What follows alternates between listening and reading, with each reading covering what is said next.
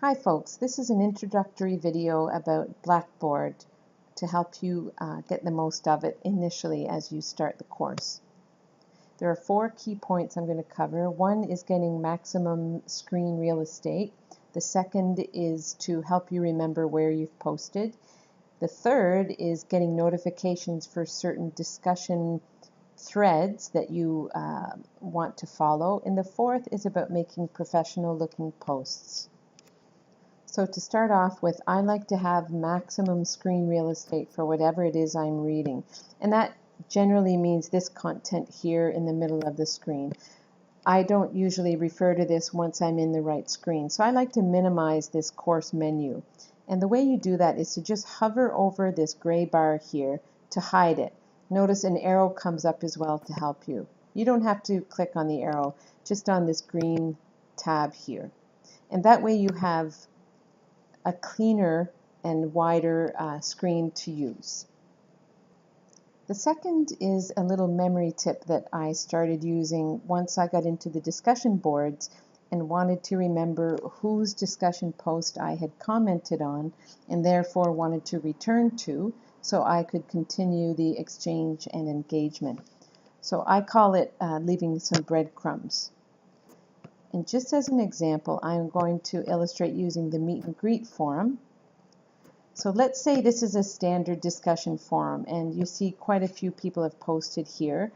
And to meet my requirement of engaging with 2 different peers for this session, let's say that I've just posted and I know that I posted to Kyla's post. So I've responded to her initial post. And I want to remember, let's say 2-3 days later, I come back and I think, oh boy, I'm not quite sure whose post I looked at and I don't have much time. So I want to leave a trail of breadcrumbs to know that this is a post that I'm involved with somehow. So how do I do that? I come over here and tick this box and come up here to thread actions and I set a flag. And notice what happens beside Kyla's name. There's a little red flag here. So I found this enormously helpful when I came back 3 days later, a week later, and I can just go directly to Kyla's post and see what she said in response to mine, and also to see what my peers said within this forum here. Next, the third tip that I have for you is about getting notified when someone has posted to a forum that is important to you. Unfortunately, within one thread, like let's say I want to follow Patricia and see what goes on in this discussion, if there's a post just to this thread, there's no way for you to get an email notification to let you know that people have added to it. However, within the discussions themselves, the different forums that you have, you can get it set up a notification if someone posts, let's say for example, to ask the instructor, and you want to know when someone posts there. And I'm just going to illustrate using your group discussions here. So let's start with session 1. And let's say, for example, you're a student who's in group C. And you want to know when any other student posts within this forum. What you can do if you would like to have that email notification is to click on your forum. So you're in group C. And there will be content here, of course. You're just going to subscribe to this forum. And anytime someone posts here, whether it's to your discussion or to their own, you are now going to receive an email. And if you find that that doesn't work so well for you, you're getting too many emails, you just come back and unsubscribe. The fourth and final tip is about making professional looking posts to the discussion boards. And I'm going to begin by following my own advice and minimizing this course menu. And I'm now within the forum for session 1 and I'm a student in group C. First, I create all of my content in a Word document. I'm just going to illustrate using Microsoft Word version of the syllabus. So let's pretend that this is my discussion post that I've been working on in Word. I come into the forum and I create a thread.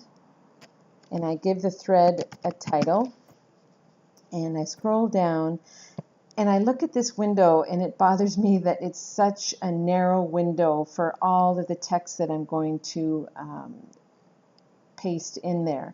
And I'll just illustrate. Let's say all of this here is my discussion post that I want to contribute. So I've selected it. I'm going to copy it and I'll place it here and paste it.